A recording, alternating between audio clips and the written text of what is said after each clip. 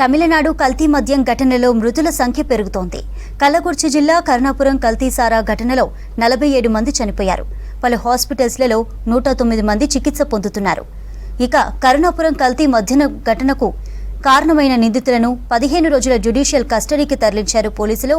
Govindaraj, Damodaran, Vijayan July 5 వరకు కడలూరు జైలులో ఉండనున్నారు.